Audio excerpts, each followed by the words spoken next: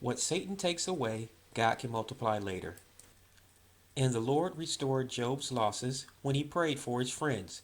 Indeed, the Lord gave Job twice as much as he had before. Unfortunately, we must realize that television preaching is 99.9% false doctrine. They teach that no suffering can come to a child of God. This is not a promise God has made to us. He said, "Yet if anyone suffers as a Christian, let him not be ashamed, but let him glorify God in this matter." 1 Peter chapter 4, verse 16. Thus, both good and bad times will befall us as children of God.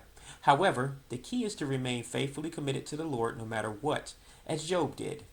We always have hope. The things taken from us can be multiplied to us in this life and or the life to come. Though Job temporarily lost his health, wealth, and family, later God gave him twice as much as he lost.